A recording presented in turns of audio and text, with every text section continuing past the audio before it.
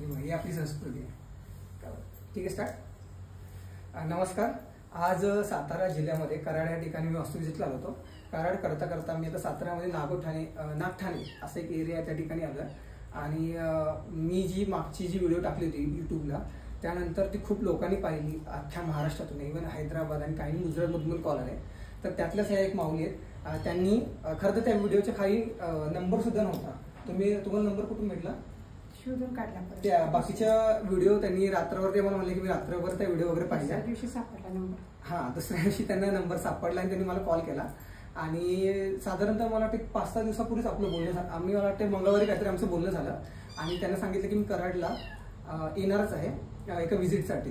तर जे येता वाटलंच तुमचे पण करतो. त्यांनी फार माझ्या मागे लागून, म्हणजे मला वाटतं 2-3 दिवसात त्यांनी सतत मला फोन केले की तुम्ही या. मला फार महत्वाचं काम करायचं, कारण त्यांच्या फॅमिलीचीच त्यांना फार चिंता होती.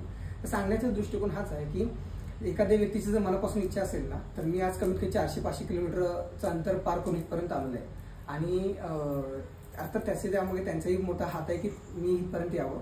तर सगळ्यात महत्त्वाची गोष्ट काय की माझा व्हिडिओच्या खाली नंबर नसताना त्यांनी सगळा नंबर शोधून काढून त्या माऊलीने मला बोलवलं त्यांच्या घराची वास्तुपरीक्षणासाठी. जर आज त्यांनी बाकीच्या गोष्टींचा विचार केला असता, तिचा विचार केला असता किंवा मी कुणाला बोलवते, ते कोण आहेत काय माहीत नसतं, ह्या सगळ्या जर निगेटिव्ह गोष्टींचा विचार केला असता तर आज त्या व्यक्तीच्या बाबतीत पॉझिटिव्ह घटना घडली नसती. आज तुम्हाला कसं वाटलं मी माहिती सांगून? काहीतरी तोडफोड सांगितली? नाही, तोडफोड काहीच नाही. आणि असं काही घाबरण्यासारखं काय सांगितलं नाही? आपल्या शास्त्रामध्ये म्हणजे आज मला सकाळी एक युट्यूबचा व्हिडिओ किरण सापडला. धन्यवाद. एक व्यक्तीचा असं मला कॉल केला की त्यांनी मला सांगितलं की सर तुम्ही फी पण घ्याल आणि परत तुम्ही मला 50-60 हजाराचं 1 लाख रुपयाचं तर तुम्ही मला यंत्र वगैरे ते सांगणार का? तर मी त्यांना म्हटलं की मी अशा गोष्टी करत नाही. प्रत्येक गोष्टीसाठी रत्न, यंत्र, असं उपासना आणि म्हणजे बाकीच्या गोष्टी मी घाबरत नाही. हे एक सायन्स आहे, हे विज्ञान आहे. काही गोष्टी मी तुम्हाला तोडफोड पण नाही सांगितली, फक्त काही गोष्टी फक्त हलवायला सांगितल्या आणि कुठेतरी एका ठिकाणी फक्त कलर मारायला सांगितलं. त्यानंतर दुसरं काही नाही सांगितलं, कारण ही एक सायन्स आहे. चांगल्या ठिकाणी चुकीची गोष्ट आली तरच त्या घरामध्ये एक नकारात्मक ऊर्जा तयार होते आणि फार एकदम दूषित वातावरण तयार होतं.